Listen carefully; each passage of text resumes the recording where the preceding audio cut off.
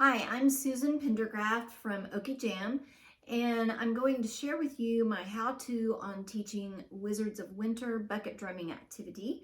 I arranged this 10-15 years ago and have used it every season with about 2nd through 6th grade. It just depends on how you're teaching it. It has very basic rhythms, so it's understandable for that age group.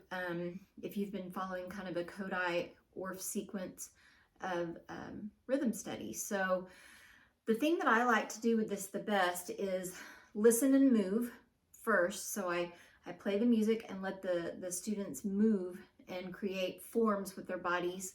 Lots of different ways to do that. And letting them kind of take control of that because it helps them remember it a little bit better. Then we go on to transferring the patterns of the music onto bodies. It's a lot harder to teach doing something with sticks versus on your body first. So here's what I do. I teach them the ABC pattern of the music first by doing it on body, on legs, with hands on legs and other things that I'll show you right now. So the first pattern, the A pattern, is just 2/4, 2/8, and 1/4. So ta, ta, ti, ti, ta. And I have them do that pattern lots of different ways. First, me clapping, then them clapping.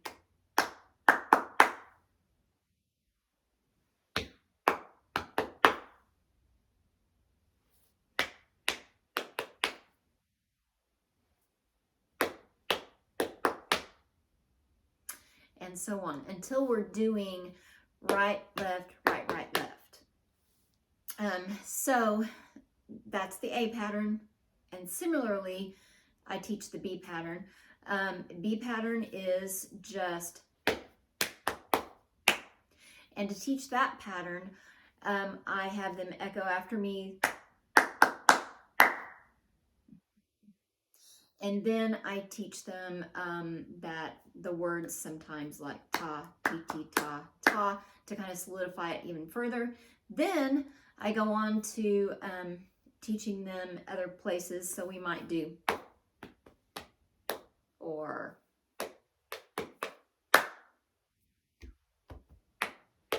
lots of different ways.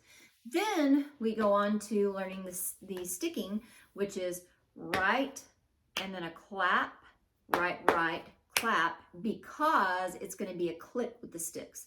So I have them put their left hand above and just hold it still and let the right hand do all the moving. So, and once they get that, I tell them, hey, your left hand can kind of help the right hand a little bit. So you can just go. And that's the B pattern. Then the C pattern is just 1/8 notes, and that can be sometimes the most difficult thing, just to keep a steady, faster beat. So I do that same way that I did the other things. It might be, and I can't snap, I know. You can do it that way. You can do, and then that's what you're going to do on the drum. So there you have it. So that's how I teach those patterns. Then we move on to placing them on the drum itself.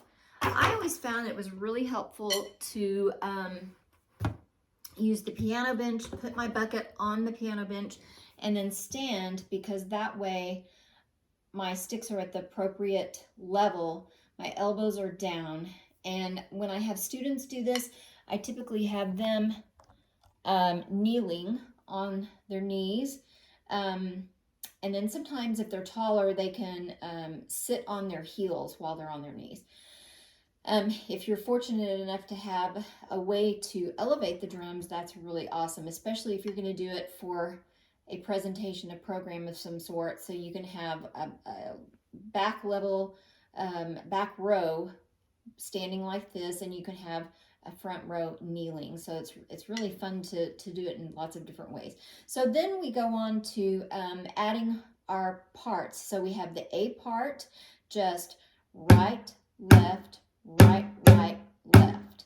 So you might spend some time just moving right hand like so. Okay.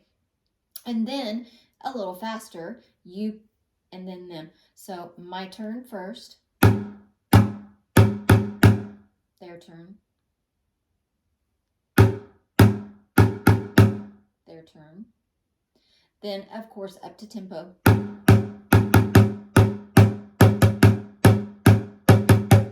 Okay, B part, same way that we did with body, just doing the pattern and then adding it with the sticking. So left hand goes about here, and then right hand is going to do most of the moving. So,